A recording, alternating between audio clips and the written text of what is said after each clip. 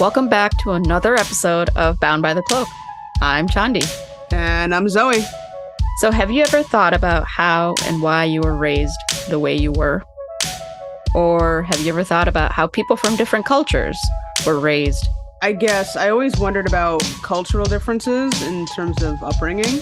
Everybody's different, right? So even within an ethnicity, people might be raised differently, right? You might have different values. Like there's so many different factors that go into the way you're raised. Yeah. I mean, you're American, right? So you don't have the immigrant upbringing or immigrant experience that I have, and I don't have the American upbringing or experience that you've had. So, and that's a huge difference just in itself.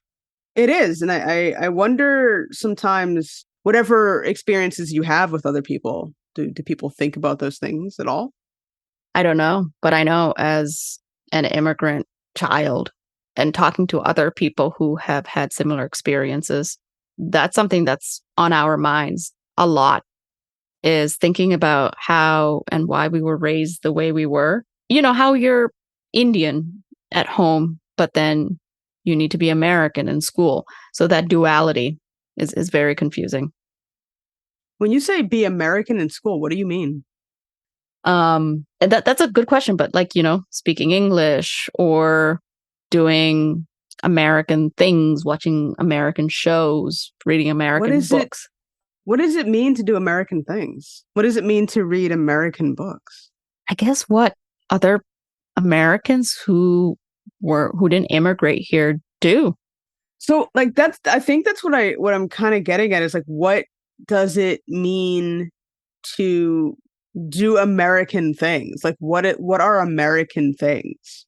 I guess because I am American, right? Born and raised here. When somebody, you know, when you're still within your, like the culture you were born and raised in, I think the perspective that other people have is completely different from yours. Like, so to me, I'm like, well, what are you considering to be American? Because I don't even know. Yeah. I mean, it's basically your whole life. Everything you do, everything Zoe does, that's American. But like, that's what I mean is like, there's so many different like cultures within America, within the United States. What does that mean? Give me some examples of what it is that's American, something that's American. I guess, you know, like having parents that are generally allow you to have a little bit more freedom, driving a car or getting a license when you're 16, dating, introducing that person to your parents and vice versa. Yeah, I guess when you ask it that way, it's hard for me to actually verbalize it because I know when I was in high school, I lived it and we all lived it. And that's something that you can't just like switch off. It's interesting because like you mentioned things that in my mind I'm like I knew people, you know, I guess who did the quote unquote stereotypical American things, but then I knew also enough people who did not. Like they were not allowed to like just go hang out, drive around, and I mean, I think just like with any culture, there's what people assume is like the typical thing, right? That everybody does, and then there's like the reality that like everybody's different. Everybody has like you know, it's a vast culture, and there's separate parts. There are different parts to it. I don't know. Like I just it's interesting because like I think here we can see the differences in subsets of American culture, but I think it may be more difficult for other people to see that until they actually get here and really get to see it and understand it. But then at the same time, understand that there are things that may be constant between multiple cultures, not just one group of people does this one thing. Maybe like Americans also do this thing, but you just didn't realize that they did it. There are parallels between cultures. Yeah. Right? Yeah. Because like there's dominant culture and then there's like, you know, like I said, the subsets of culture within that main culture. So we came across the true story of one bright young author, Kelpius Zanu. It's a well-written personal journey, as well as a kind of guide to the understanding of the African immigrant household. We decided to have a chat with Kel to discuss what inspired him to write the book and why his journey is so important. So let's get into it.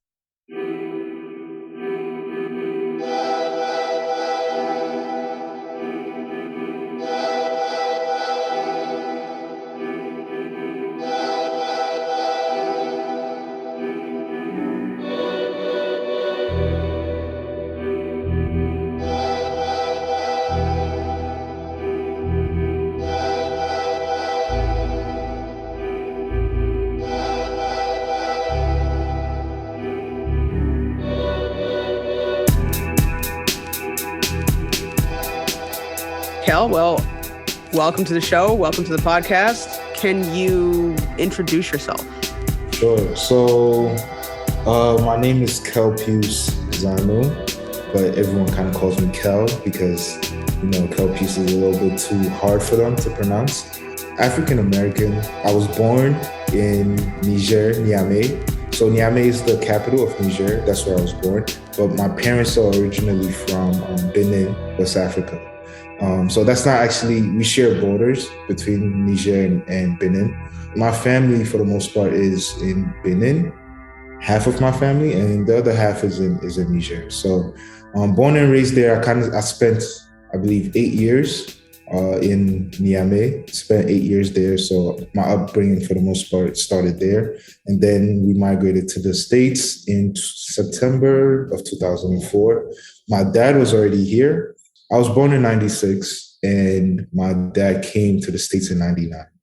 He came initially, it was for a friend's wedding that was in Connecticut, and he found a liking to the States and he decided, you know what, I want to try and make a life for the family over here. So he initially moved here by himself. So it was myself, my mom, and crazy to think about it now, my mom was pregnant with my younger sister at the time when he left as well. So it was, there was a little bit of climax during that time, an unsure time for her, I want to say. But we later joined with him in 2004, where it was myself, my younger sister, who was born in 99.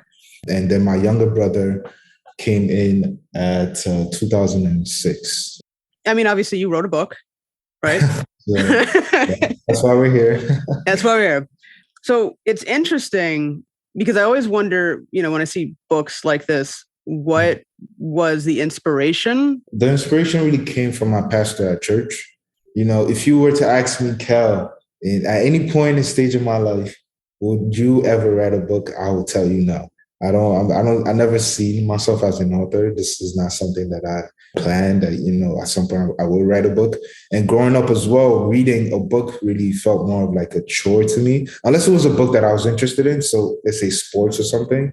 Besides that, I wasn't really interested in reading books. So writing a book for that matter was just way out there. I never really crossed my mind. So in 2020, COVID happened, and my pastor, I believe it was towards the end of the year that he released his first book, and he decided to choose someone from the congregation to write a book. And, at first, towards the end of service, he's like, you know what, Kel, you're going to write the next book. And, it just went over my head like, oh, he's just joking around. He's not serious. So I don't really have to pay too much mind to it. Even though I was still kind of like dodging him, I didn't really want to write the book because it's like, being an author, it's like writing a book, first of all, I don't know the first thing about writing a book. So why are you coming to me and asking me to write a book?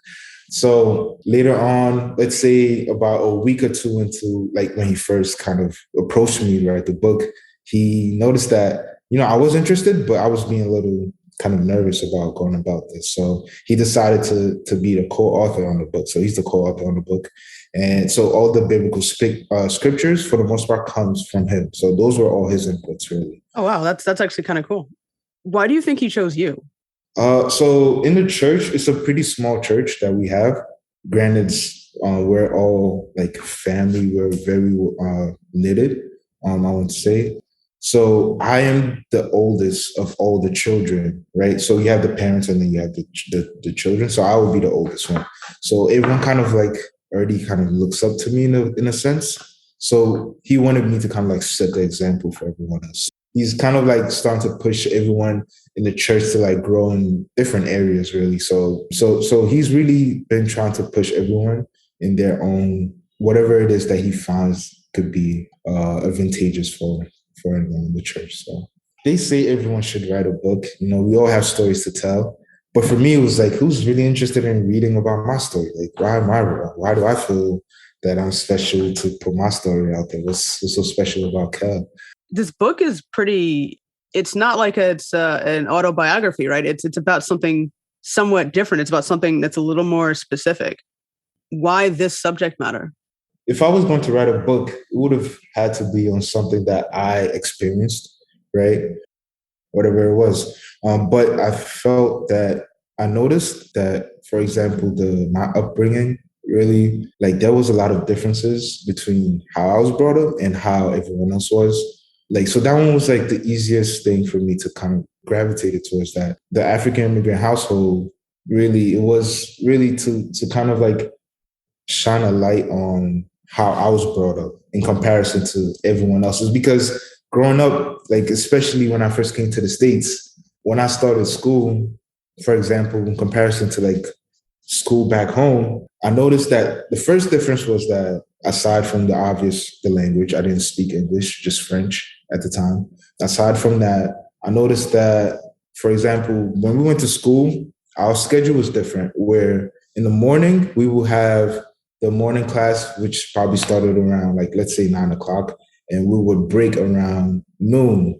And we'll break, I believe, for about 1 to 2 hours, and then we will come back for the afternoon session, which will go from around 1 or 2 o'clock p.m. to about 5 p.m. or so, or maybe 6. And the reason for that was because it was a Muslim country. So around noon will be their prayer time. So they will go to the mosque and they will pray. And during that time will be a siesta throughout the entire country, right? Because Niger was predominantly a Muslim country. So it's a lot of Muslim folks there. So during that time, all the businesses are closed, all the schools are closed. Everyone is either, gone taking a nap or going to the mosque to pray. Right. And then after that, then everything kind of like resumed. So that was the first difference that I noticed, right? When I went to school, it was an all day thing. It was you go to school, probably get there around 8:30 and you don't leave until like around 3 o'clock, right? So I was just like, oh, this is different. We do get out of school earlier, but there is no break really in between where you get to go home. That's one of the few differences. Aside from that, it was really like my friends, right, around me. It was like, being able to hang out like after school, like, oh, Kel, let's go to the movies. Let's go do this. I wasn't free to like just go about and just do whatever. Like whenever I was pleased, I wasn't able to just get up and just leave. Granted, I could have asked my parents, but for them, it was like you go to school, you come back home, you get some rest, and then you get on your work, like you finish your homework. And then after all that is done, then you may have some free time to like do whatever it was that you needed to do. But even then, after that, by the time I finished my homework, it would be like 7 o'clock already. And it would be, all right, now you have to kind of like get ready for the next day. So by 9 o'clock, you're in bed and you get ready and get yourself prepared for the next day. So that was basically my schedule. Whereas my friends, they would invite me like, Kel, let's go play. I don't even know what it's called anymore. Where you get to play live online with your friends on the PlayStation, things of that nature. I didn't get to play my PlayStation throughout the school year, right? That wasn't until the summer when I was able to really go on and play any games of that, anything like that. So, or let's say it was a holiday. Besides that, it was just, school. That's your only focus right now. That's the only thing you need to worry about. So just kind of have like a clear path for you. I mean, that's really interesting, that experience. Like you're talking about the fact that, other people are able to do things right after school. And you kind of you had like a set routine, a set way of doing things, right? Yeah. I'm curious to know, how did your parents' perception of American culture shape the way you were raised? Let me start from kind of like where I was brought up, right? So my community back home. So from what I noticed was that back home, everyone kind of like looked out for your children. It was kind of like we've all heard the saying, it takes a village to raise a child, right? Right. In a very literal sense, that's what it was. back home, I was free to do anything. I was free to go to the market and buy things for my mom if she needed it. And I was free, like there was much more freedom because we knew that we couldn't, as a child too, we knew that you can't just go out and act anyhow outside because even though that's not your uncle, even though someone that might notice you running amok might not really be someone related to you, he will still kind of like discipline you in a sense. He knows your parents, right, or he will find your parents, like whose child is that? And he's behaving in such a manner outside, like he has no respect for himself, no respect for his parents, like what's going on. So coming to the States, it was a sense where I guess they felt maybe that everyone was kind of like minding their own business. So that's not my child. That's not that's not my responsibility. So it was left to them to make sure that I don't want to say they sheltered us, but they kept us really closed off from everyone else so that not really to say that we shouldn't mix with everyone else, but just to make sure that our company that we kept with the right ones, right? We didn't mix with the wrong crowd. And for that matter, like one of my close friends to this day, he was born and raised here. He's Jamaican. For example, I never got really to sleep over. That was never a thing, right? We don't sleep over at friends' houses. That's not a thing. Even family, for that matter, we don't really do that. We don't really spend the night over. So the reason for that was because my mom would always ask, whenever I brought it up, like, hey, Mom, can I like sleep over at a friend's house or anything like that? She would be like, what's wrong with your bed? Like, you have a bed here?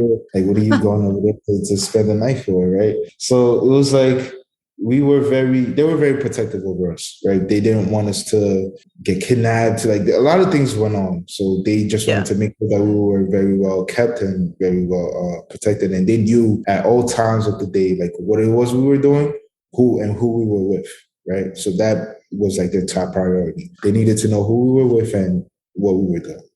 I mean, I think that makes sense. Like, I agree with that in a sense that, I mean, it does take a village to to raise a kid. It does. People, around you should be aware that kid, like, I know their parents, and then, you watch out for them. That makes sense. Right. It's interesting, like, because I grew up in the suburbs, right? So not like a city. Okay. And to some extent, we do that. Now, maybe more so 20, 30 years ago, because now it's a lot different. I feel like, there's similarities, but at the same time, like the extent of how similar they are, right? The perception of it.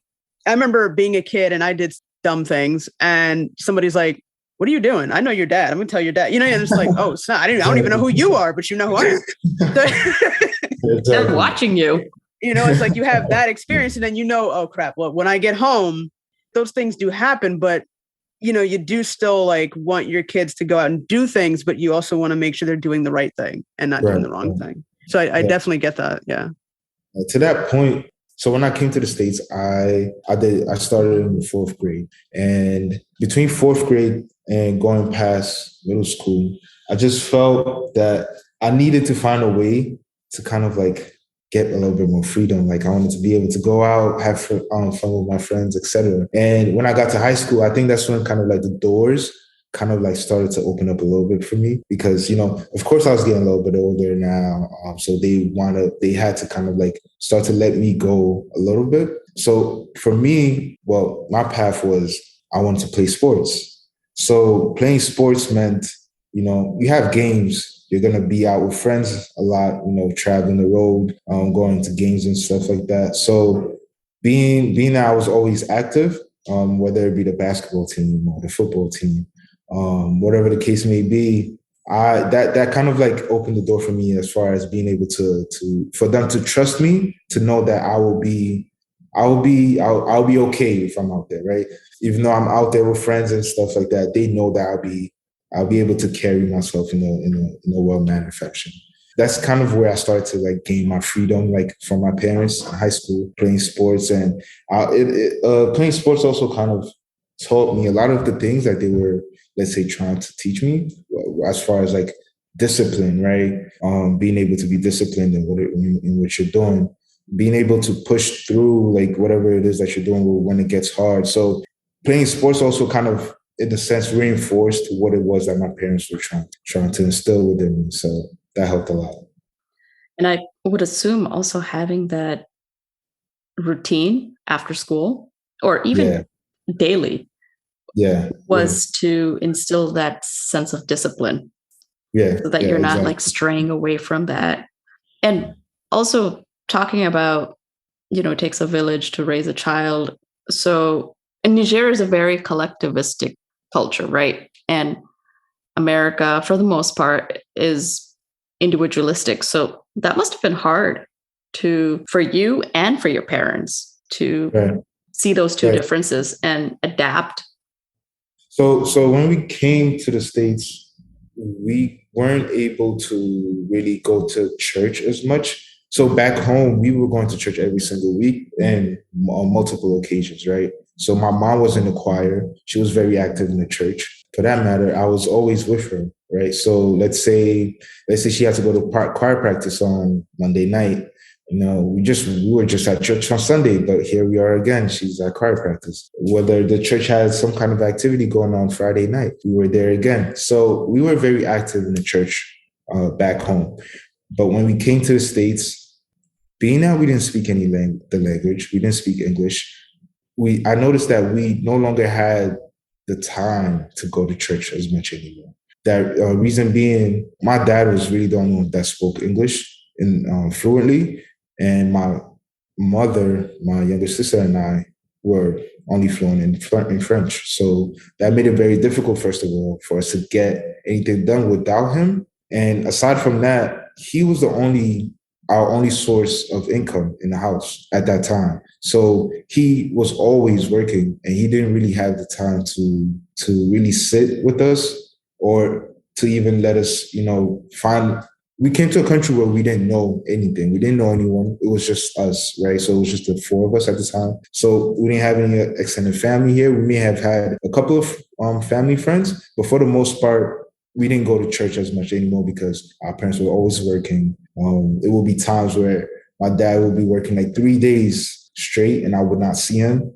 And it would be like, hey, where's dad? And dad is at work. And my mom at the time was also taking nursing classes as well as like English classes so that, at some point she will become a nurse, which she is now. So all of that kind of like took time away from us being able to go back to church and things of that nature. It took us a while for us to find a church, first of all, that we liked. And once we did find a church, it took us a while again to kind of like get back into the habit of going back to church. Because for a while there, we weren't going to church at all. So for them to kind of like come out of nowhere, like, you know what, guys, we're going to start going back to church. It was like, now I got to wake up early on Sunday morning again. Come on. And going back to it was gaining a community, right? Right. So Right. that must have been huge for your family. Exactly. So come to the States, we didn't know anyone, right? My mom, especially the routine on Sunday was we would go to church in the morning and we would be out by noon. And then we would go visit our grandmother. So we spent the rest of the day with my grandmother.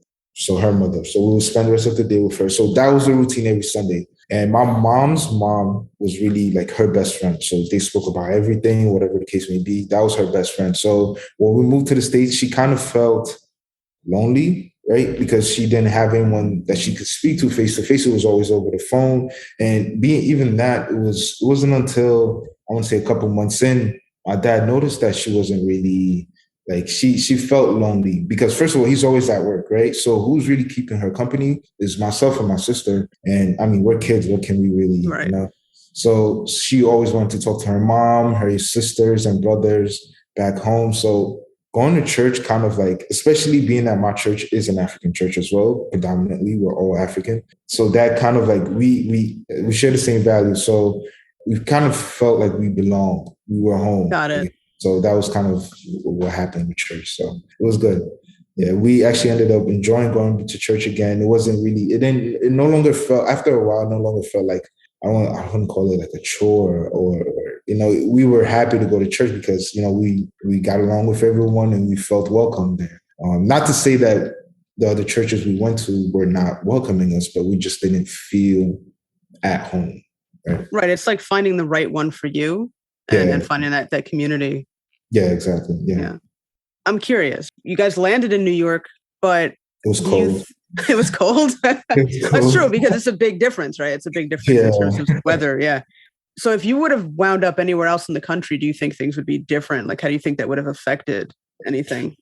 To be honest, I don't know. So my mom's older brother, he kind of traveled a lot. He studied in Germany. He studied in Michigan. So he has been all over the place really. So to say that I would know what that would have been like, I don't really know because to be honest, even till right now, I haven't really gone outside of New York that much. I visited, maybe DC. I visited outside the country, which would be like maybe Canada, something like that. But to say that I would know would be different, I don't think it would have been. I think our parents would have still brought us in the same fashion that they did now, right? Okay. Yeah. I think they would have been the same exact thing. We've just been in a different location. I guess in my mind, I'm wondering if the fact that it's a city, right? It's constantly moving. There's a lot of stuff going on Yeah. all the time, and like other areas of the country are different. I don't know. I don't have that experience. Chandi, I don't even know. Like, what was your experience with that too? Well, it's also funny that you said your uncles lived in like different places, and the two spectrums are Germany and Michigan. Yeah, yeah, right.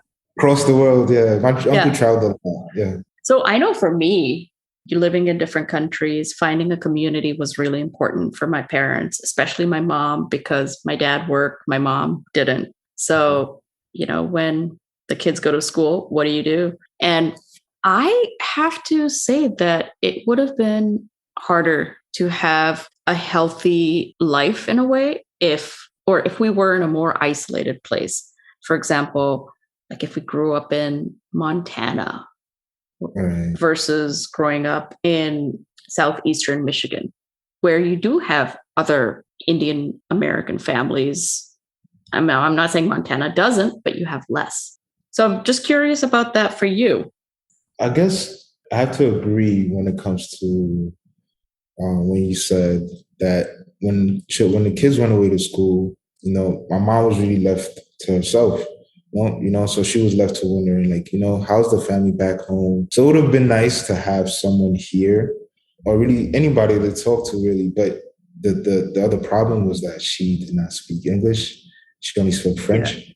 Yeah. And I mean, to say that life would have been different if we were to be, I don't know, living in the suburbs or something. I think that I agree again that it would have been harder because, first of all, you're already alone in being that you kind of feel isolated, that you're not able to communicate with everyone, and that's already kind of frustrating.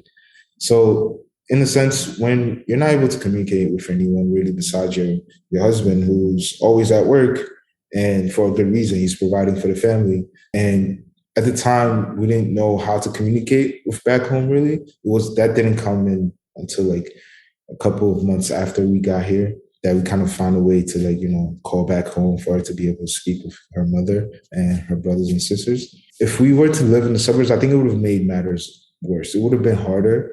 And I also think that maybe our parents would have been even more, I want to say, protective, being that in the suburbs, things are so quiet. You never know what's really going on.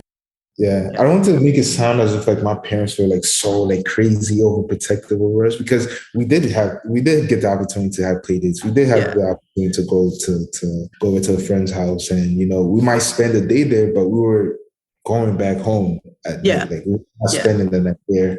It was just a matter of them knowing that, all right, whoever it is I'm leaving my child with, I know they're competent enough to make sure, first of all, my kid is safe, and that they're not seeing things that they shouldn't see, as far as, I don't know, maybe, you might have other kids down the street that might be smoking, and you might think, oh, what are they doing? Kids have this kind of thing of like interest where they just want to know, like, what are you doing? What is this? So this open-minded. So they wanted to make sure that who it is that we were left with could take care of us, and were like, just good people in general that they could trust. Right. And that's what happened with my best friend. He and I, to this day, we kind of like go back to like how things kind of like started off for us, which was kind of rocky. And it was like when I came to the States and I didn't speak English, right? I was brought in to the fourth grade, right? But before coming to the States, I had already completed fourth grade. So really, I was supposed to start in the fifth grade, but because I didn't speak the language, and I'm not really sure how well I did on that entrance exam. So they ended up placing me in fourth grade, right? So I had to do fourth grade over, and I was so nervous. I didn't speak the language. I'm like, how am I going to understand any of this, right? So none of the material made sense to me. So my best friend, who at the time I did not know, basically what happened was the teacher assigned me to him, and he would help me kind of like, he didn't speak English, but he would try his best to like, hey, so she's saying like it's time to like switch to the next subject matter. Like we're no longer doing math, we're not doing English, right? So he would kind of like help me with that fashion. And even then, right, we have this crazy thing where I remember it was like five of us back during that time, and that we will always hang around each other. So we had like this little crew that we had, and I remember like it was like within like the first 2 weeks, right after the teacher kind of assigned me to him, and I went back home one afternoon after class, and I don't know what happened. I don't know. I think something dropped or something happened, and I just yelled out I just yelled "fuck" like really loud or something like that. My parents like, "What's going on?" Like, what? Where'd you learn this word from? This guy doesn't know English. Like, how does you understand? So, and I also at the time I wasn't really getting along with my best friend, the guy who's not my best friend. He and I were kind of like having a little bit of conflict. I'm not really sure why, but we weren't really getting along with that. So you could tell there was like a bit of a conflict between the two of us. So my dad is like, "So where did you hear this from?" And I mean, of course, I told him I heard it at school. So he was like, "All right." So the next day he came into the school, and he was like, he told our teacher, who is like, everyone is afraid of this teacher because she was so strict. Like my dad loved her just because of that. Like she was so strict. She always assigned so much work. So he knew that like she would get to the bottom of it basically. So she had us line up. She had lined up all the guys in the class outside the classroom, and she was like, "Kel, I want you to point to whoever it was that you heard this word come from." And Oh no. Oh, no. of course, me not knowing any better, I was like, "Yeah." So Darnell said it. It was Darnell said it. And I said it in a fashion where like I was happy. I was laughing like he's about to get in trouble. You know, kids. So he got into trouble, and that's when I think my parents met his parents, right? And they saw like his parents ended up like kind of like just scolding him at school, and that is kind of like the first time like I guess my dad saw someone like his parents were just as strict as my parents were, so they kind of found a liking to each other, and then I mean eventually he and I got over it, right? So eventually I went back to him like, "Yo, I'm sorry, I did this," and et cetera, et cetera. By that time I knew a few words in English, so I was able to apologize.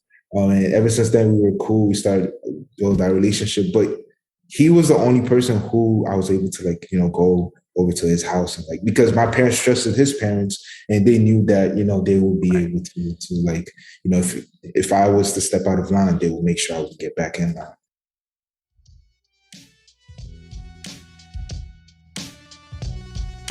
In the book, you talk a lot about like strictness and discipline. When it comes to strictness, right, and being strict and disciplining your kids, everybody has like people have, different points of view on it and whatnot. But it seems as though like your parents, they were raised a certain way and they wanted to instill those same values and follow along their parents' lines in a way to discipline their own children and lead them in the right direction. That precisely what you said is exactly what my mom would say to me, right? So she's like, this is how my parents brought me up, right? So this is what I know and how I know to best teach you so that you follow the right steps, so you don't go and do the wrong things out there. So her dad, he passed away when she was really young. But from what she remembers, she remembered him as someone who was extremely strict. He did not mess around for any reason. So he at the time, like for example, one of my mom's older brother, right? He at the time he wasn't, let's say he wasn't doing really well in school, right? Like school was very important, right? So my mom's dad was a nurse, right? So he was a nurse and he was also the principal of the school, right? So within that school is where his son was going at the time. So he was one of the teachers reported to him that he was misbehaving in class and he wasn't learning his lessons properly, right? Because back home the thing was, you might have a lesson for the day and then the next day they will come back and they would ask you to recite like a certain portion of the class, right? Like something that they felt like was really important for you to keep. So they will have every student like get up in front of the class and then kind of like go through and recite whatever it was that they, whatever the assignment was.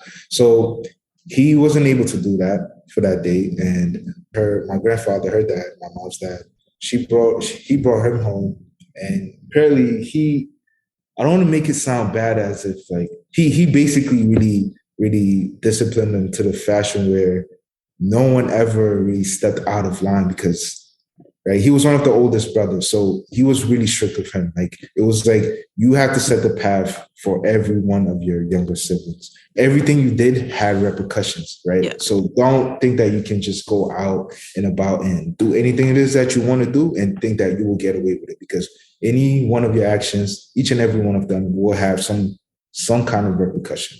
Whether it catches up to you now or later on in life, it will somehow, you will pay the price for it, whatever it is. Personally, when it comes to discipline, I think that I want to say that to this day, I haven't really 100% recovered from like how strict and how much discipline I've received because, Right. like, for example, we were talking about my younger brother before and how he's able to like kind of like get damn near anything he wants, right? Or get away with damn near anything that he wants. Right. Versus me, who was like everything had to be like on a straight line. Like this is how you do it, and if you deter from that path, there will be repercussions, right? So you better be prepared for that if you do step out of the line. So for that, like it kind of like my dad always spoke to me in a very serious tone, right? So to say as like don't step out of line, like in a very serious tone. Like there were times where he would be friendly, but for the most part he always spoke to me in a very serious tone. So that kind of like adjusted like our relationship. Whereas now he and I, for the most part, kind of like speak in that manner where we're always on the serious tone. And people will kind of might think that I don't know. If you're looking at it from the outside, you might think like, "Oh, what's going on? Are they like?" Are they okay? Is there conflict between the two of them? But really, that's just how we communicate because that's how he always spoke to me. And the way he is, like over the years, he's softened up, right? And now my younger brother, they're like best friends. Like they I don't understand. Like it's like a whole different dynamic, a whole different relationship. But also I understand because it's like, what I noticed also is like, the first child is like, you want to make sure that you get this one right, just so that when the other two or three or whatever come along, you've made you've done the right things with the first one. So it will be easier to kind of lead the other two or three in the same path. So my younger brother, he's able to, for example, when it comes to grades, he's like an A student across the board, right? Versus me who, I did really well in school, but I just wanted to play basketball for the most part in high school. Like that's, me and my friends would talk about it today and like, we would be in class like, oh man, I can't wait to practice. That's the only thing in our mind. So we would do, I don't want to say the bare minimum, but my dad would always tell me this, like, Kel, you're not even really trying that hard, but you're getting nothing but B's across the board. So imagine if you were to actually sit down like and be serious with your books, like you'd be a straight A student like across the board, So like that's where I see like the differences between like, how I was brought up versus how my younger brother was brought up, So and it's never been like there will be times where I would think about, oh man, why is my dad so strict? Why is he like so like he's always ready to like, punish me if I did anything. That's how I felt at least growing up. And like now when I look back at it, like to be honest, I deserved it. I deserved like because I was very rebellious to say the least. I was very rebellious. So it was like, oh, my dad beat me. So now let me do something so that like I don't even know. Like it was like a very childish like way of thinking. So you did this, so I gotta do this kind of thinking, which isn't really it's not healthy at all, right? So but yeah, so I understand now looking back like why he did the things he did or why he went about doing things he did. Like a lot happened when I first came to the States. I almost got caught up in the wrong crowd and for a time being I almost joined the gang.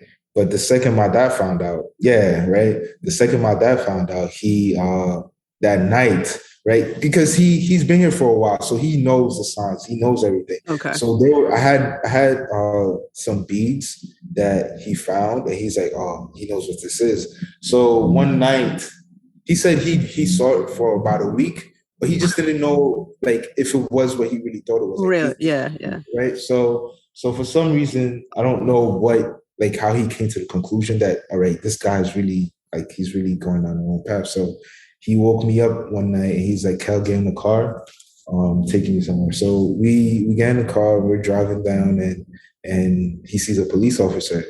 So he pulls over and he says, wait right here. He goes out and he's speaking to the police officer. I'm like, it's 2 a.m. I'm like, why did you wake me up at 2 a.m. to like what's going on right now? So the police officer calls me over, right? And my dad goes in the car and he says the guy wants to talk to me. So I go over to the police officer and he's like, listen, kid, you know, your dad told me like what's going on, like this is what you want to do. Like, you know, this is where you want to go. If you want to go join the gang, like this is what happens, right? There are a bunch of kids out here that are now like in jail. There are a bunch of kids out here that no longer have a life, they're dead because you know they want to go out and join the gang. So if you want to join the gang, like the gang is in the way to find like the group of brothers, because I think that a lot of times when people go to join gangs because they feel they have a lack, I could be wrong, but they have a lack of they feel a lack of belonging, right? They want to belong in a group or something like that. So for me, what I found was sports. Sports gave me that, right? Playing basketball, playing football. That kind of like opened the doors for me to make acquaintances where I was able to make friendships that lasted. And you know, you had that sense of belonging, and you know, so that kind of like woke me up. You know, first of all, it's 2 a.m, so I couldn't go back to sleep after that because at first the police officer wasn't really that nice to me. So what happened was it turned out like that my dad kind of wanted the officer to kind of like scare me straight. So it was to kind of like put me in he put me in the car, in the back of his car, and it was he was going to drive me basically and basically lock me up, right? But mind you, I'm like 8 years old, so really at the time I was scared because I didn't know like what was going on. Like I'm sitting behind the cop car, and then that's what he kind of explained to me, like you know, this is what could happen to you. Like you don't want to go down that path. So my dad's way of I'm saying all this because my dad's way of disciplining me was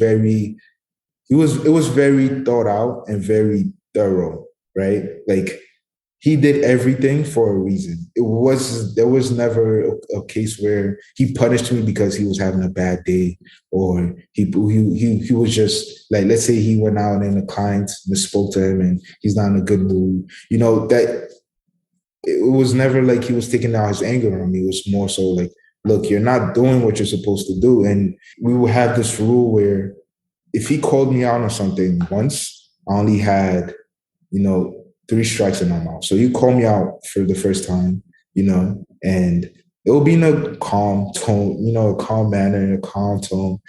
The second time, you know, he starts to raise his voice like, Cal, we just spoke about this, what's going on? And then now the third time, all right, you're done. You're not listening anymore. So clearly now I had to go about this in a different way. So that's kind of like when the discipline happened at that point, right? But before that, it wasn't, you know, it was just him trying to talk to me. And if that didn't get through to me, then you get a beating. I get it. I mean, yeah, I think that a lot of people have like similar experiences. It's weird. I feel like it's like a father thing. Yeah, because my sister didn't get she didn't really get beat because, I mean, first of all, she's a girl. So What? Come really, on. yeah. No, well, my mom took care of that, right? Oh, really? Okay. Yeah. So like, let's say she misbehaved, he'll be like, all right, go talk to your daughter because like she's acting up right now. And then my mom would take care. My mom would step in at that point. I was the one that took the beating for everyone. So it kind of like softened it for everyone else. Gotcha. You were the sacrifice. Yeah. Yeah, exactly. The oldest kid. So you seem to come across this experience with a sense of gratitude, but not everybody who's had the same experience as you would. Mm-hmm. So what would you say to them? They might even resent their parents. So what would you say to them? That is true that at a certain point, I myself kind of grew a resentment to my parents, more so my dad for when it comes to that. And it was because I felt like it was always so hard on me. And, he would always say to me, like, right now you don't see or you don't seem to understand why, I'm pushing you so hard. You don't seem to understand why I am being so strict towards you, right? So at the time, it felt like he was just out to get me, right? So let's say today was his day off. I will make it my mission to not cross his path just because I felt like if I did, he will pick something that I wasn't doing right. That's how I felt at the time, just to yell at me for any reason or the other.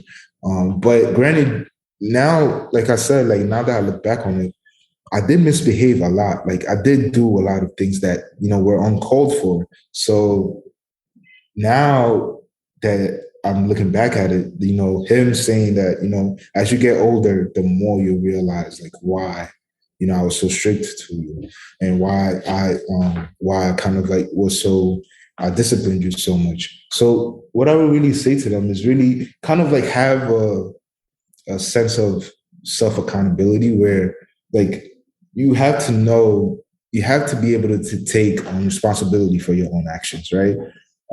It comes to a point where, at the end of the day, you're responsible for yourself. And that's really what my dad was trying to teach me, right? You have to be responsible for yourself. You have to carry yourself in a responsible manner responsible manner, because if you don't and you just go about life doing whatever it is that you want, thinking that, nothing will come of it, then you're going about it totally wrong because his situation, him growing up was completely different from let's say mine, for example, right? I grew up in the city, from when I was born, right? I grew up in the city. My dad was born in what, you would see on TV as Africa, right? The huts and everything, the leaves, like he was born in the village. That's literally where he came from. So for him to come from that to where we are now, there had to be a lot of trials and tribulations that he had to go through, right? So his life compared to mine is nothing. Like he went through a lot more than I have had to go through, a lot more discipline that life had to teach him versus me learning it from him, right? So for that, he was a lot more strict on me because of that, because he knows, like, look, this is where I come from, right? This is what life was for me, and you have it easier, but don't take advantage of that, and just know that all the things that I'm teaching you right now, it might not make sense. Like, this is how you do certain things. It doesn't make sense to you now, but eventually, like, you understand, like, why you had to do things a certain way. Everyone has kind of like their own experiences that they will be biased in a sense, right? Because, my upbringing, while I may have felt that was a hard, time compared to what my dad had to go through, I shouldn't be complaining. Right. I'm living the life right now because, compared, like we went back home about a month ago, and I got to visit the village where he was born and raised. And, comparing that to where, I was born, comparing that to where my life is now compared to where his life was then at my age is completely drastically different. Right. So I have a lot of the things that he didn't have at the time that he had to work for to get, right? So his life was a lot harder for him to achieve the things that I was able to achieve at my age. And for that, he's constantly reminding me, I'm proud of you, Kel. Like you've gone this far. You still have a long way to go, but you're going down the right path. And I think also like as a son, there's also this thing within you where it's like you want to make your parents proud, you want to make your father proud, you want to make your mother proud. So that coming from him, it's like, all right, I know I'm headed down the right path. I just gotta, but then again, everyone's experience is different. So I'm not saying that this is how you should go about it. I'm just saying, basically, I'm just portraying my point of view. Yep. And why I think that this is how you overcome that sense of resentment towards your parents. You have to kind of reflect on your actions. Why was it that my mom or my dad were upset when I did X, Y, and Z? Why did I do it? And what is it? What was it that they were trying to teach me? What was it that I was supposed to learn in that situation? I think that's what it really comes down to, just a level of self-awareness and self-accountability. Yeah. Yeah. And I think that's a great thing about your book is that you're not pushing an agenda. You're not pushing dogma onto people. You're just saying, this is what happened to me. This is what I learned from it. And exactly. This may happen to you, and kind of giving people, I think the most advice, it's not like you're not pushing any advice, but it is just to come at it with a little bit of empathy, which I think is important, right? Yeah, definitely. Yeah. Yeah. My parents when they would tell me, the situations and like the conditions in which they had to grow up, versus mine, I will always like when I sit down and reflect and think back to it, it's just like I'm very fortunate to be living in, to be born, first of all, in this family at the time that I am born, because, I think and believe that, God chooses certain people to go through certain battles because they feel he knows that, he knew that my dad would be able to get through, being born in the village and getting us to this point, right? So for that reason, you also need to understand that I was born in this time as well because God knows that I'm going to be able to get myself and my family to the next level, right? So my dad, whatever it is that he was able to go, whatever it is he had to go through to get to the point where he is today, like, a lot of what's the word? I look up to that a lot because it's like, there's a sense where you start to think about all his other comrades, all his other friends, families that are still living back home and didn't really, while they're living a much better life now, they have children of their own, they're living it, they have jobs that, they're all able to take care of themselves.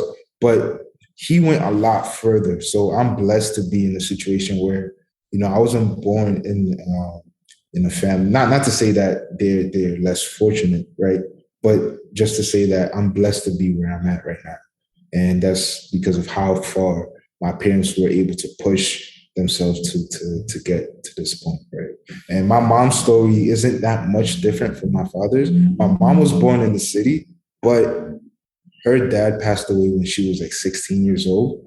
So it was left to her mom, right? And herself and her other 7 children to kind of like take care of themselves. So imagine a single mother taking care of 7 kids by herself, and all of them are successful. Like they all are very well educated. They're all doing well, but she did that damn near by herself.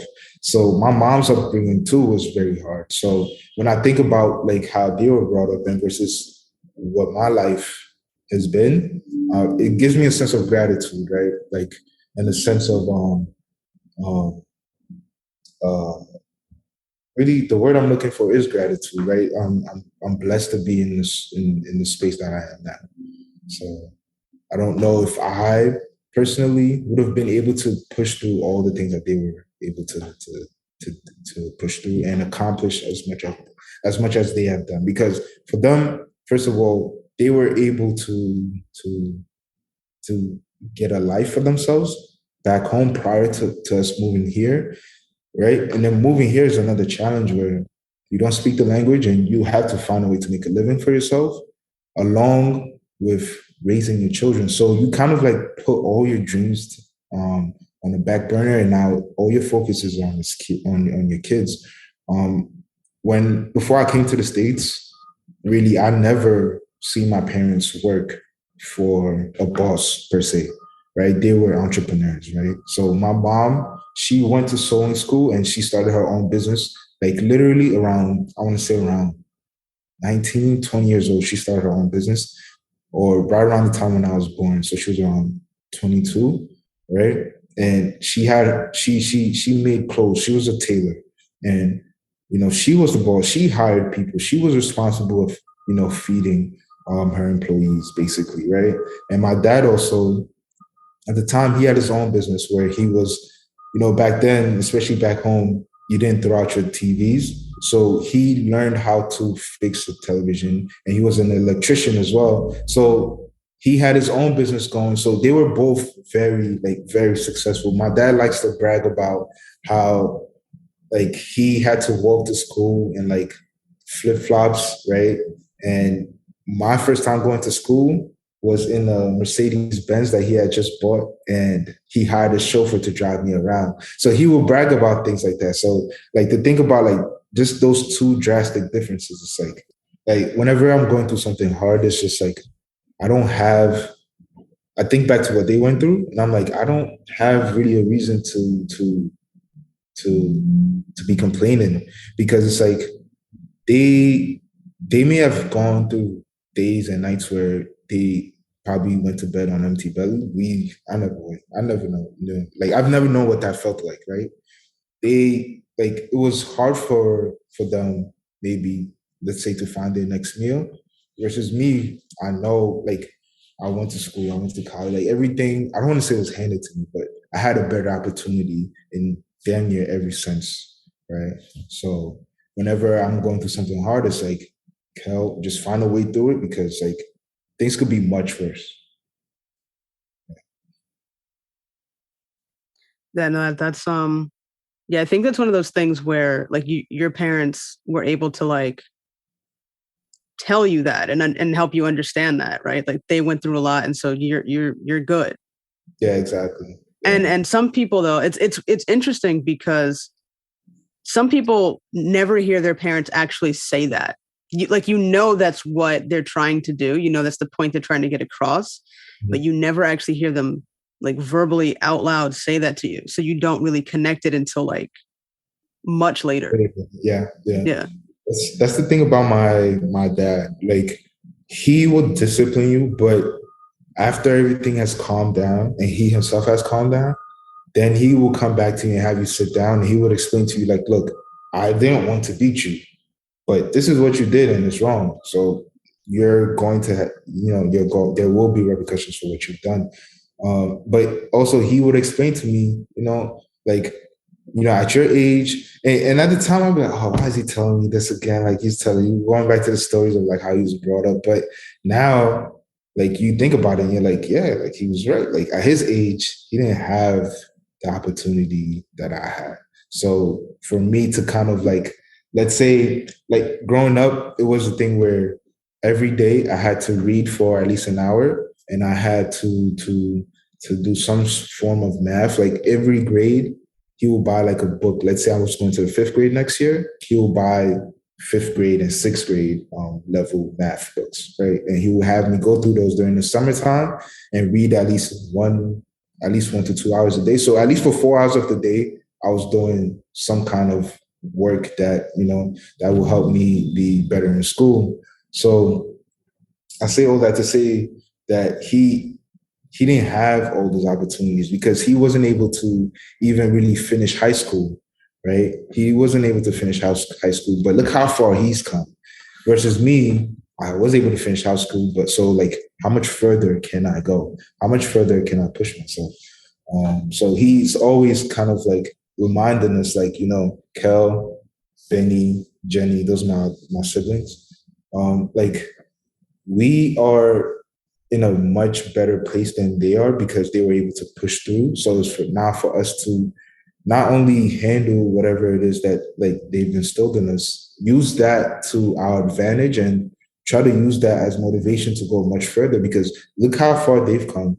What can you accomplish for yourself, right? How much further can you go? So he was able to really communicate and tell me, why what I did was wrong. And like, there was never just, all right, you did this wrong, so I'm beating you, but I'm not explaining to you why I'm beating you, right? I'm not explaining to you why I'm disciplining you. There's always, a discussion before or after to kind of, so you understand like why what you did was wrong, Yeah. And some parents don't do that. Okay. So I think it's better to have it explained to you as to like what actually was the problem. My younger brother is lucky where he gets a lot more explaining now because my dad doesn't have the patience really to kind of discipline as much anymore. He's just like, I don't want to beat this kid. Let me just talk to him. So but also my brother's a much more, I want to say my brother is a lot more able to understand. He's able to grasp whatever it is that they're telling him, and he listens more than I did. Okay. Well, see, it's everybody's different, right? So like that's exactly. It goes back to like each kid is different, so your discipline of that kid is going to be right. Be different. Yeah, he would come back to me like, "Hell, Dad did this." Like he's yelling at me because I did that. Like, is it that serious? I'm like, man, if that was me, it would be a whole different situation right now. There wouldn't be much talking right now. So.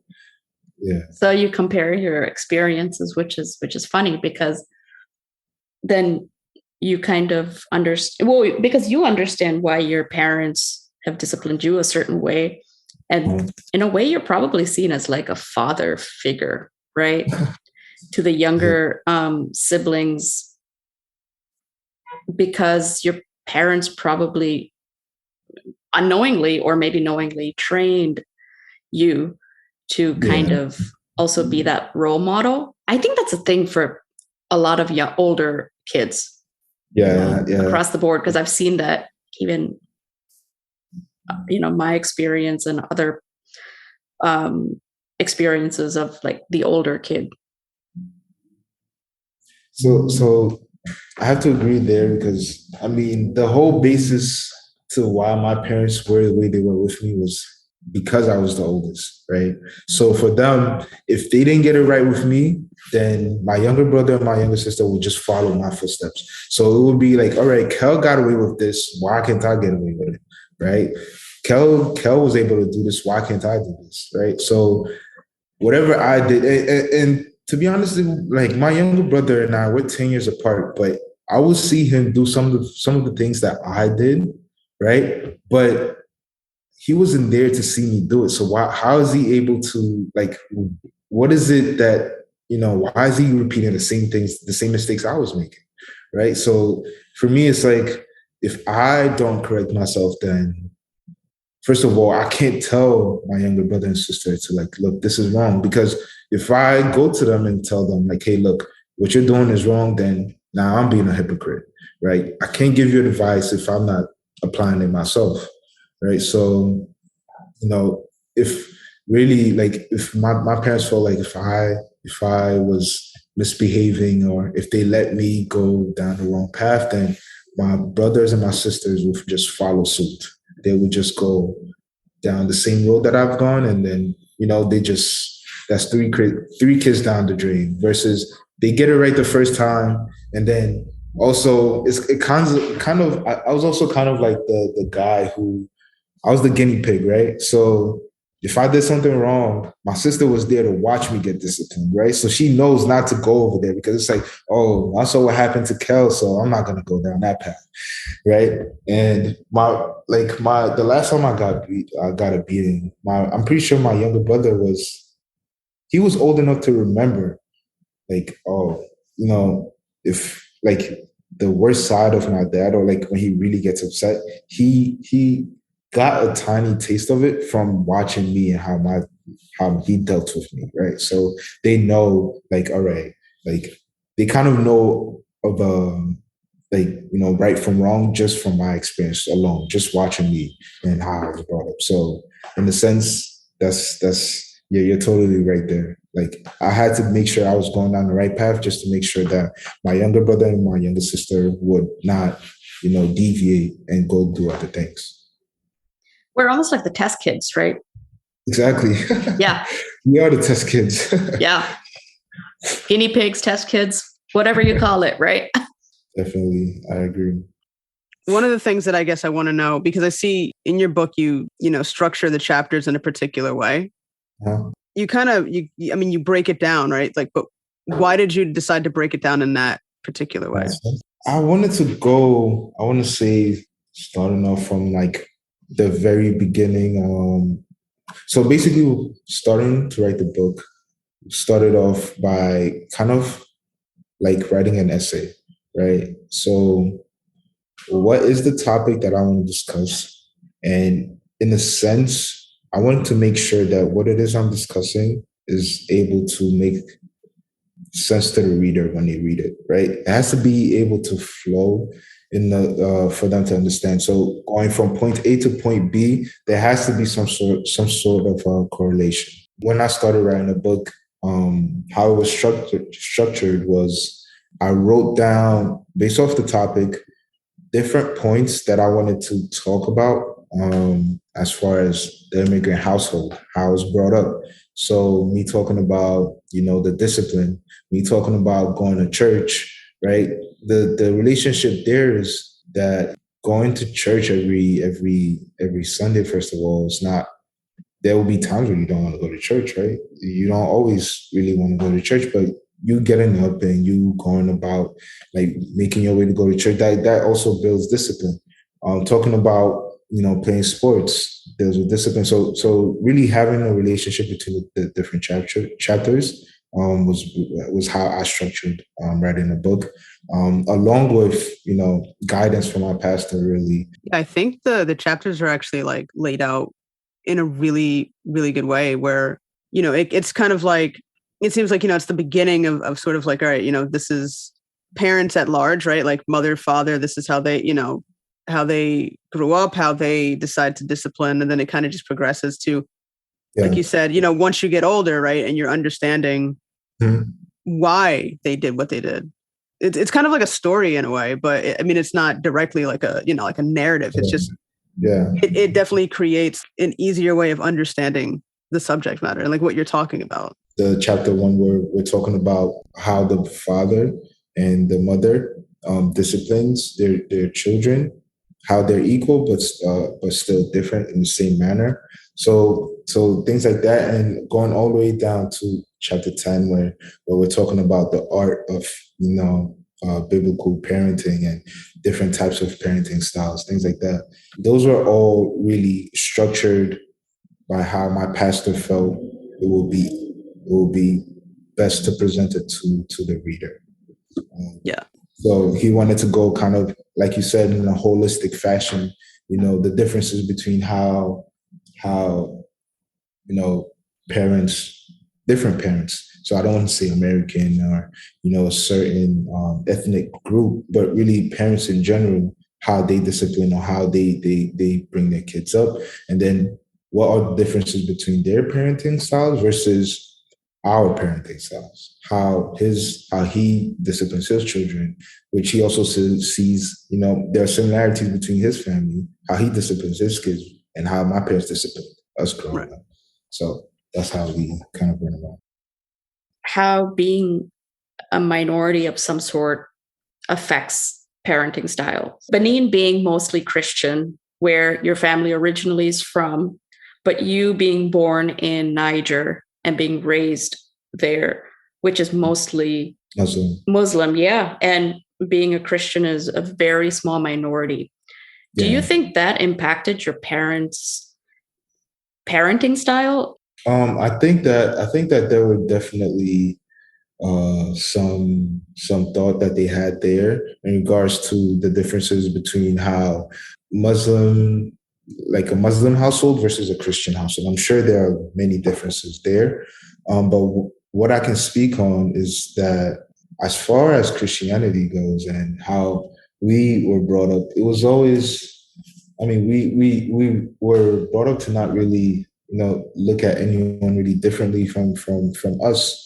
Most of my friends, for that matter, at the time were all Muslim.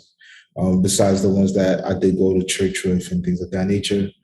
So really, there weren't really any differences because even until till this day, one of my mom's friends is Muslim. So it really just comes down to the person who you're speaking with, right? Does this person share the same values as you? Does this person does this person have a level of integrity that you do, right? Do you feel like you're not only safe, or you're able to communicate and get along with this person, right? Because some people will look at you and they would say, because you're not Christian or because you're not Muslim, then you're not, like, I don't want to associate myself with you. I know what I am, and regardless of what you are, that doesn't really affect me in any way because I already know where I am and where I'm going. Yeah. I guess my thinking in asking that question was because being a minority of whatever sort, you're bound to feel some sort of isolation at some point. And I wonder if parenting styles are Uh, affected by how isolated you are as a parent.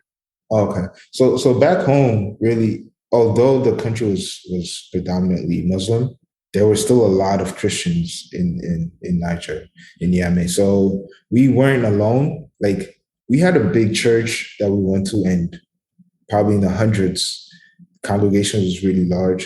So there were a lot of people that were there. So we did not feel isolated at all. Wherever we went, there were other Christians. We spent most of our time at church. So we were always together, basically, because after Sunday service, I probably saw you again at least 2 or 3 times throughout the week. So there was really no isolation there. Yeah. Yeah, because you Which was kind of like great. you have your own little community. So you know what I mean? Yeah. Like Yeah.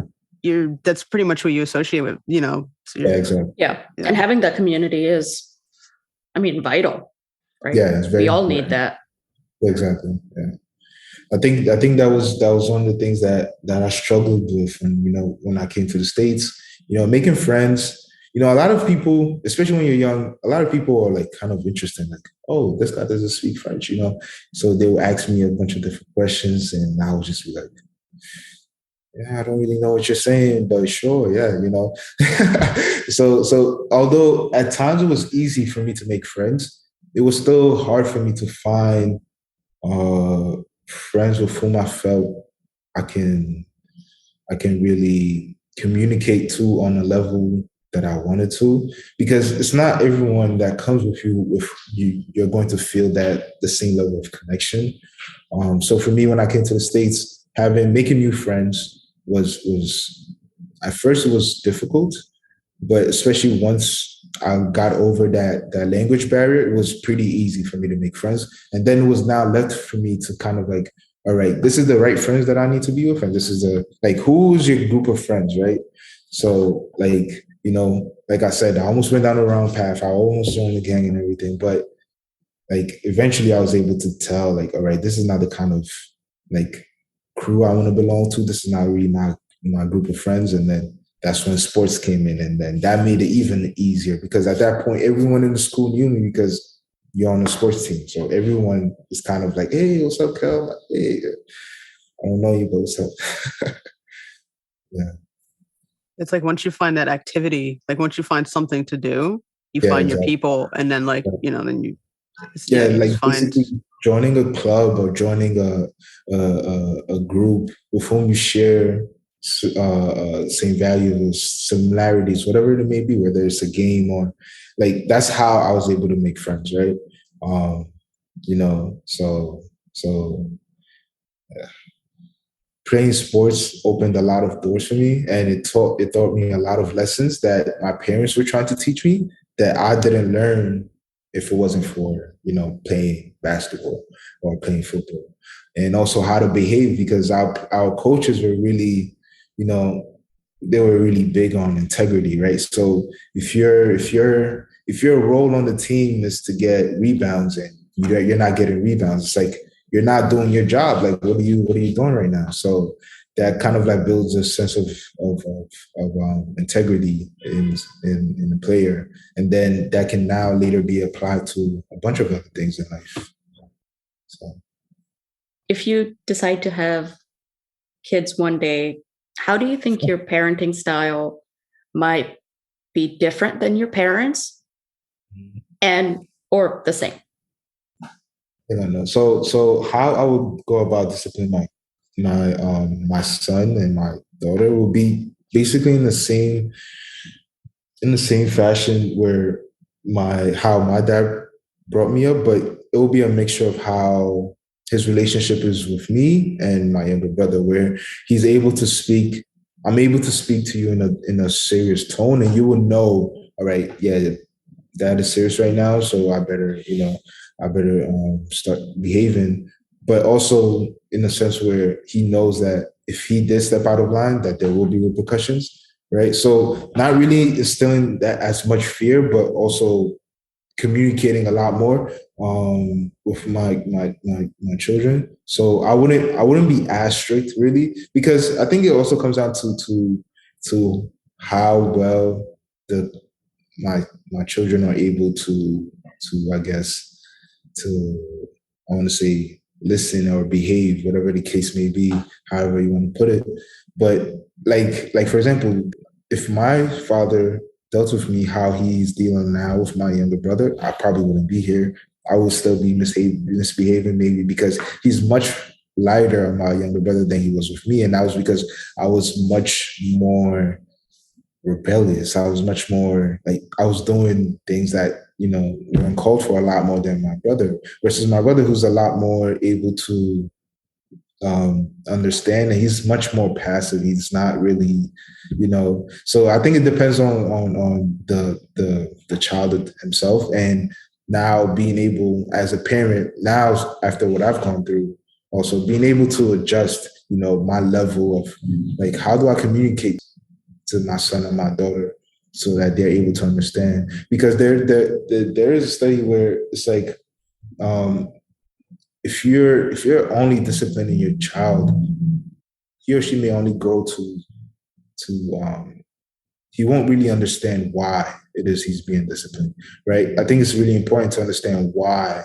I think it just comes down to me being able to adjust with the different like the differences between my children. So I don't think I'll be as strict, even though my younger sister thinks that, because growing up I'm like, oh, I don't want to be as strict as dad is. But when my sister talks to me, she's like, Kel, you're gonna be just like dad.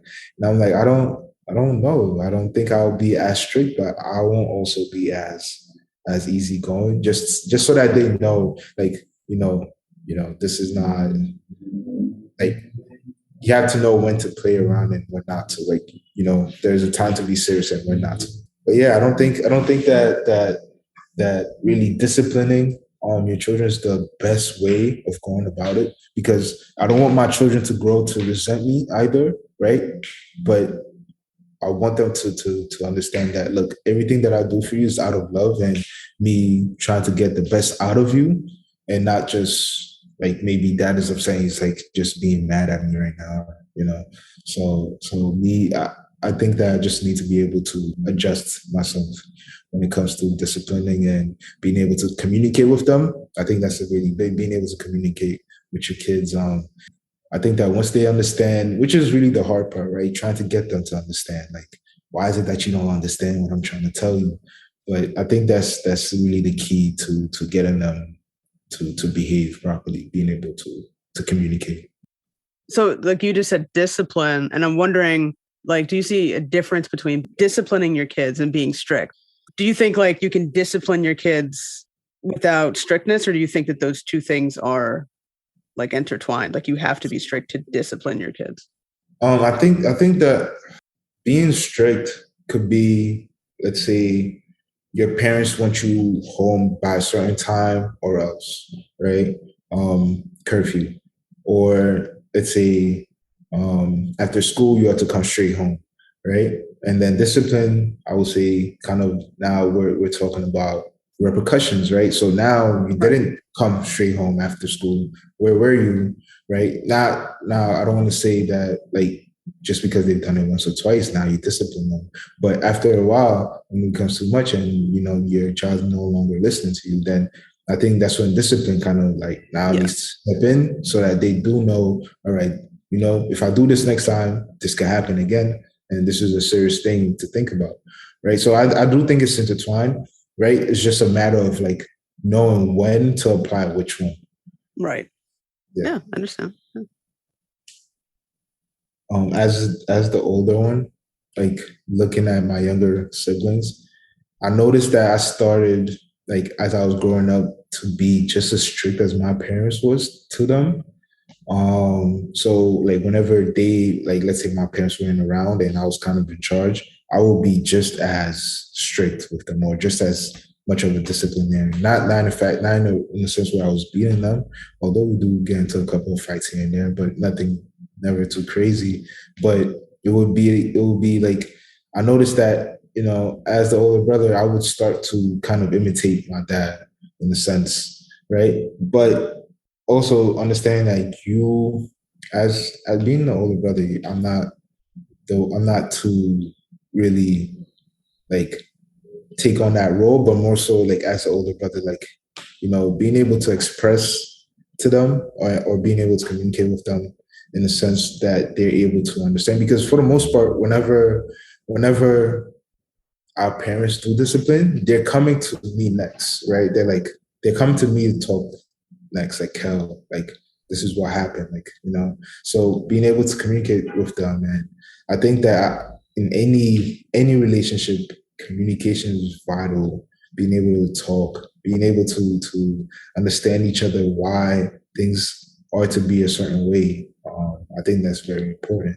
And literally, really, I don't know if we're closing, but in closing, what I would say would be, for anyone who really has gone through or is going through what I've gone through, like growing up in an immigrant country. I mean, yeah, in a different country as an immigrant. I would say if your parents are just as strict and you're going down this path and you're thinking like, oh, my parents they probably don't love me. Because I've gone to the point where I was like, oh, I want to run away from home, and I don't know if anyone else. I'm pretty sure other kids have. Yeah. Well, like at some point, like you just. I think that we just need to, like I said before, you just have to be able to be self-aware of what you're doing. You have to be able to understand that for the most part. Well, I don't even want to say for the most part. Your parents literally want what is the best for you. So like they're just trying to push you as hard as they can so that you can go a lot higher and further than they've gone, right? Because to them, their ceiling is your floor. So you have a different starting point. Like they see much more potential in you, and that's literally what they're trying to get out of you, right? And no one else is going to push you as hard as your parents would. Literally, it's just out of love that they're pushing you. And to be honest, I'm grateful for how much they've pushed me, or else I wouldn't be here right now. Yeah, one more question for you. Oh, Should boy. be a quick one. Yeah, let's hear it. Why should people buy your book? I want to say if you are curious to get an insight, because I would always get that question, right? Kel, why is your parents so strict? Kel, like, why can't you come out tonight? Kel, why can't you do X, Y, and Z? If you have friends like this, or you're just curious and you want to know what it's like living as an immigrant and as an African immigrant at that, coming to a new country, I think this would be a perfect book because I wanted to really. I wanted my reader to really be able to visualize and kind of get a sense of feeling of what it was like coming to a new country. But if you want to get a sense of like what it's like living in America as an African immigrant who didn't speak English, who kind of I never saw snow right before, felt what it's like to be in outside and it's like 10 degrees or something like that.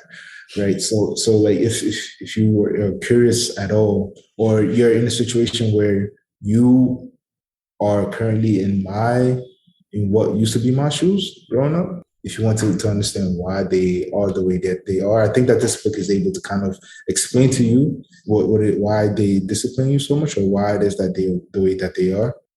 And where can everybody find your book? Where can the listeners find it? Yeah, so you can find my book on Amazon. Just type in the title, The African Immigrant Household. Yeah, so right now it's available on Amazon, and I'm actually working on the ebook, and hopefully the audiobook will be coming out too soon. So we'll see.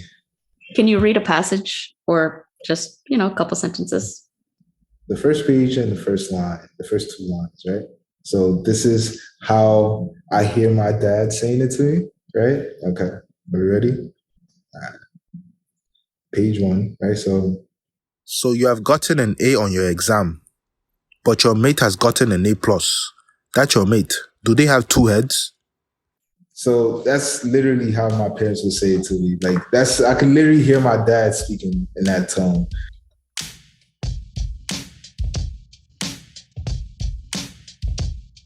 Kel, thanks for being on the show. It's been great having you. Thanks so much. Thank you, guys. Thank you guys for having me on the show. I really appreciate this opportunity. I honestly really did enjoy reading Kel's book. And, I'm aware that it is an account of his own personal experiences, right? And everybody has different experiences in terms of coming here from somewhere else, right? Moving here, immigrating, and adjusting to American culture versus your own culture, which I guess technically then becomes your culture, right? It eventually, like, in some way, shape, or form. How do you feel about that? Yeah, I think you're right, because like I was saying before, in school kind of had to be one way or with friends, and then at home you had to be one way with your parents. So eventually those two different cultures do merge into one, and that's how you become an adult, being able, basically having your own culture in that sense. And got it. And I think you're right in terms of Kel's book, because no matter if you're an American, if you're an immigrant, there's something that everyone can relate to. Yeah. So that's important to know. We had a great time chatting with Kel about his experiences being raised in Africa, specifically Niger, and in the US. Kel's book, The African Immigrant Household, is available now on Amazon.com.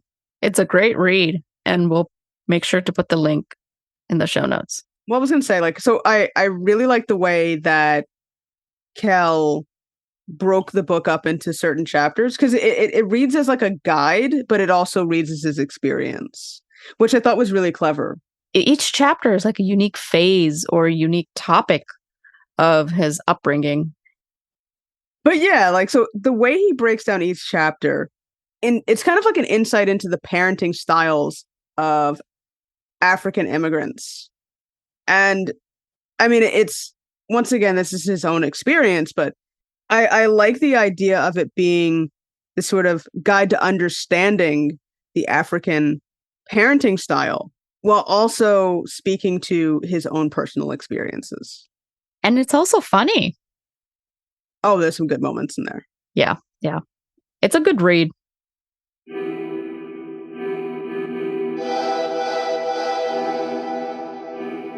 Thank you for joining us for another episode of Bound by the Cloak.